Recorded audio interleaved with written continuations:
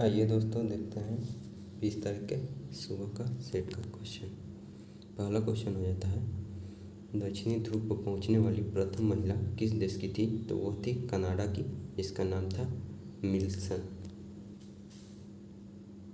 इसका नाम था कैरोलिन मिल्सन, प्रथम महिला। वहीं पुरुष बोले तो पियरी। आधुनिक ओलंपिक खेलों का आयोजन किस देश से शुरू हुआ? तो यूनान से।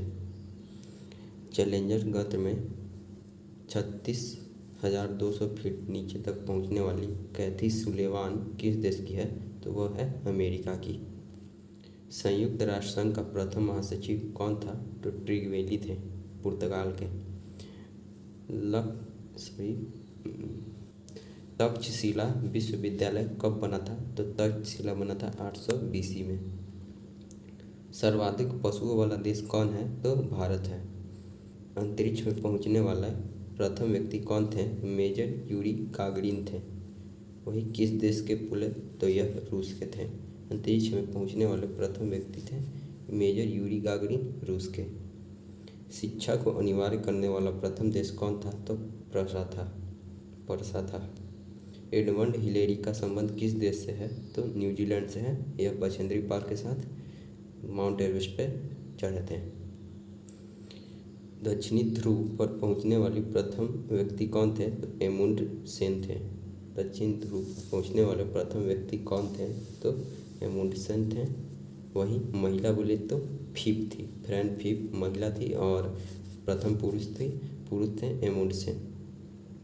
AF पलासी किस नदी के किनारे है? तो भागीरथी नदी के किनारे है। बक्सर के युद्ध में अंग्रेज का सेनापति कौन था? तो मुनरो था। बक्सर युद्ध में मुनरो था। वहीं पलासी युद्ध में क्लाइव था। काल कोठरी की त्रासदी नामक घटना कब हुई थी? तो 1756 में हुई थी। इसी के परिणाम स्वरूप पलासी का युद्ध हुआ 1757 में। 1756 में ही हुआ। पलासी का युद्ध कब हुआ था? तो 23 जून 1757 को पलासी का युद्ध हुआ था।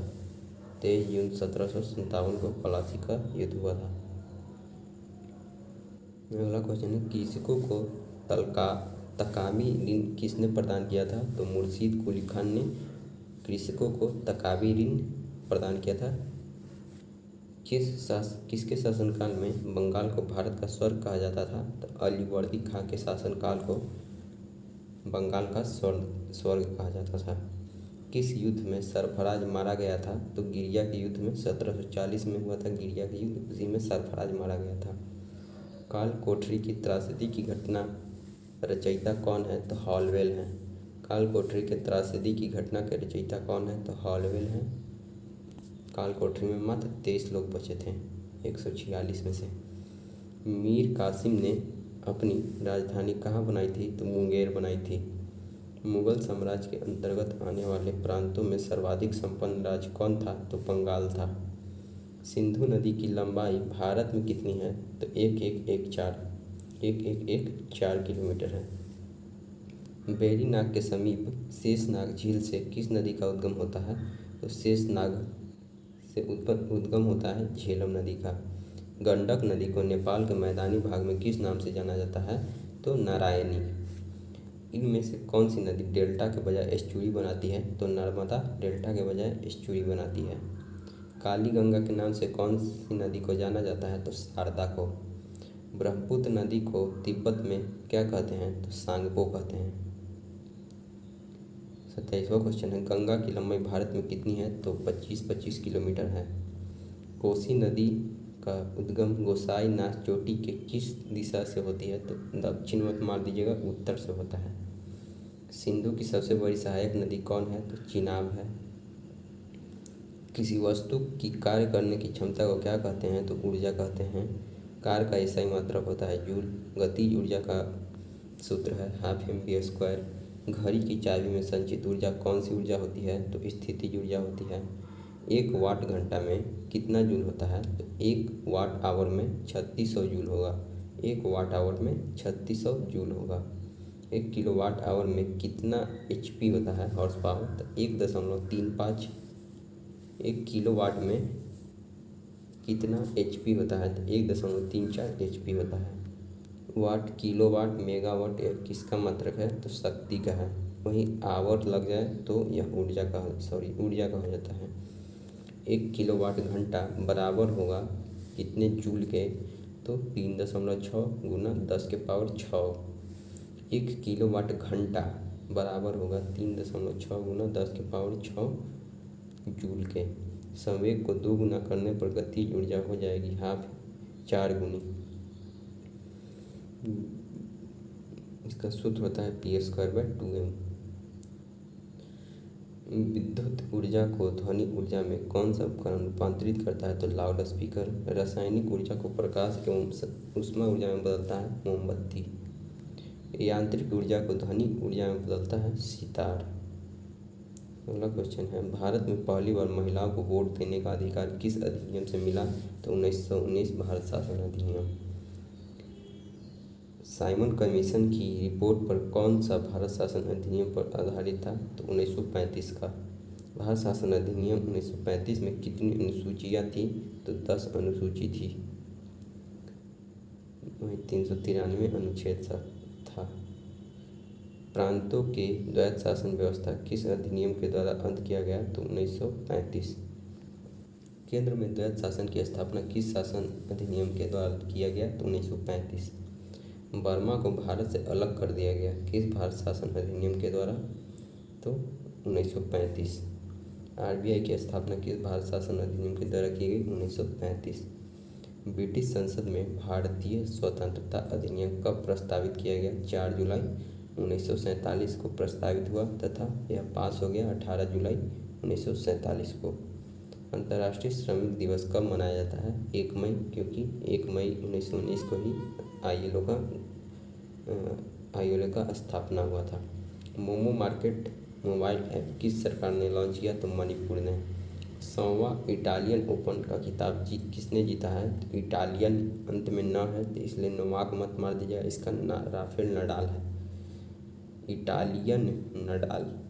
10वां इटालियन ओपन नडाल।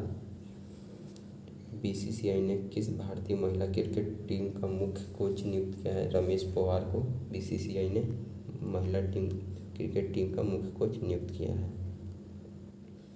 2-डीऑक्सी 2-ग्लूकोज औषधि को किसने विकसित किया है? DRDO ने। स्पेसेस किसका नया फीचर है? तो ट्विटर का। एशले बार्टी किस देश की टेनिस महिला खिलाड़ी है? तो ऑस्ट्रेलिया की हैं। विद्यार्थियों और अभिभावकों को मानसिक तनाव दूर करने के लिए दोस्त फॉर लाइफ ऐप को किसने शुरू किया है? तो CBSE ने। देश के पहले ड्राइव इन वैक्सीनेशन सेंटर की शुरुआत कहाँ की गई है? तो मुंबई में। देश के पहले ड्राइव इन वैक्सीनेशन सेंटर की शुरुआत कहाँ की गई है? तो मुंबई में ड्राइव इन वैक्सीनेशन। राष्ट्रीय प्रौद्योगिकी दिवस 11 मई को मनाते हैं। किस देश की टीम ICC टेस्ट रैंकिंग में शीर्ष स्थान पर रही? तो ऑस्ट्रेलिया की है अभी शीर्ष स्थान पे। मिस यूनिवर्स 2020 का खिताब एंड्रिया मेजा ने जीता था। किस केंद्र शासित प्रदेश ने हर घर जल का लक्ष्य निर्धारित समय से काफ़ी पहले हासिल कर लिया है? तो पुदुचेरी। किसे वर्गीकी का पितामह कहा जाता है? तो लिनियस को। नाइट्रोजन यौगिकीकरण में निम्नलिखित में से कौन सी फसल सहायक है? तो फली। यौगिकीकरण में नाइट्रोजन यौगिकीकरण में फली सहायक है। चाय की पत्तियों में क्यूरिंग में किसका उपयोग किया जाता है? तो जीवाणु का। तपेदिक TB उत्पन्न करने वाला जीवाणु कौन है? तो माइकोबैक्टीरियम है। अगला क्वेश्चन है, एक गोल जीवाणु कहलाता है कोकस। गोल जीवाणु को कोकस कहते हैं। निम्न में से छोटा जीव कौन है? तो माइकोप्लाज्म है। सबसे छोटा जीव माइकोप्लाज्म। जीवाणु की खोज किसने की थी? तो लीवेनहॉक ने की थी। मृदा में धान की पैदावार बढ़ाने के लिए मुक्त जीवी जीवाणु कौन सी है? तो एनाबीना है। मृदा में धान की पैदावार बढ़ाना है तो एक जीवाणु का यूज करेंगे जिसका नाम है एनाबीना। वहीं दाल नाइट्रोजन स्थिरीकरण के लिए राइजोबियम जीवाणु का यूज करेंगे। निम्न में से किसके द्वारा दूध खट्टा होता है? तो बैक्टीरिया के द्वारा। दूध के दही के रूप में जमने का कारण है लैक्टोबैसिलस। सर्वप्रथम विषाणु की खोज किसने की थी? इवानोविस्की ने। हाइड्रोफोबिया रोग उत्पन्न होता है विषाणु से। चेचक के लिए टीके का विकास किया था एडवर्ड जेनर ने। चेचक के लिए टीके का विकास किया था एडवर्ड जेनर ने। HIV द्वारा होने वाला रोग है एड्स। इबोला क्या है? तो इबोला एक वायरस है। आलू में मौजक रोग का कारण कौन सा है? तो आलू में मौजक रोग विष्णु के कारण होता है। आलू में मौजक रोग विष्णु के कारण होता है। शैवालों की कोशिका भित्ति किसकी बनी होती है? तो सेल्यूलोज की। फुट एवं माउथ रोग किसके कारण होता है? फुट एंड माउथ रोग विष्णु के कारण ही होता है। एड्स का कारण क्या है? तो T4 लिम्फोसाइट्स हैं। अगला क्वेश्चन है, संविधान निर्माताओं ने किस परिवेशन पर विशेष ध्यान दिया था? तो प्रस्तावना पर। प्रस्तावना का वह प्रावधान जो सभी वयस्क नागरिकों को मतदान का अधिकार प्रदान करता है कहलाता है प्रजातंत्र। संविधान के उद्देशिका का संशोधन कितनी बार किया गया है? तो वो एक बार 1976 में 42वां संविधान संशोधन में। भारतीय संविधान कब अंगीकार किया गया था? तो 26 नवंबर 1949 को। 42वें संविधान संशोधन द्वारा प्रस्तावना निम्न में से कौन सा शब्द जोड़ा गया था? तो समाजवाद जोड़ा गया था, पंथ निरपेक्ष जोड़ा गया था तथा अखंडता जोड़ा गया था। भारतीय संविधान की आत्मा किसे कहते हैं? तो प्रस्तावना को कहते हैं। वहीं BR अम्बेडकर ने मूल अधिकार को संविधान की आत्मा कहा। मूल अधिकार में भी अनुच्छेद 32 को। 42वें संविधान संशोधन कब हुआ? तो 1976 को। अमेरिकी क्रांति कब हुई? तो 1776। बोल्शेविक क्रांति 1917। फ्रांस की क्रांति 1789। भारतीय संविधान की प्रस्तावना के अनुसार भारत के शासन की सर्वोच्च सत्ता किसमें निहित है? तो जनता में। भारतीय संविधान ने किस प्रकार के लोकतंत्र को अपनाया है? तो लोकतांत्रिक गणतंत्र को। किस वर्ष भारत एक प्रभुत्व संपन्न प्रजातांत्रिक गणराज्य बना? तो 1950 में।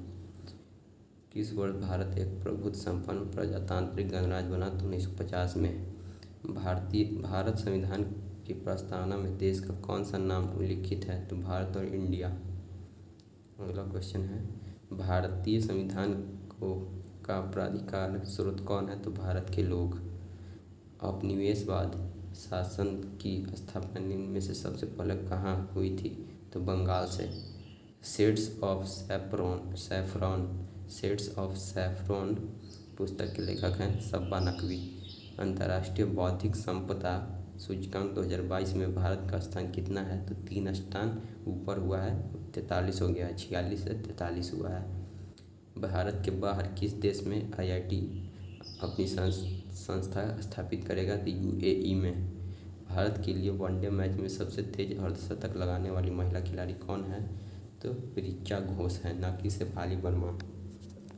भारत के लिए वनडे मैच में सबसे तेज अर्धशतक लगाने वाली पहली खिलाड़ी बन गई है तो ऋचा घोष। किसे JNU की पहली महिला कुलपति नियुक्त किया गया है? तो शांतिश्री धूलपरी हो।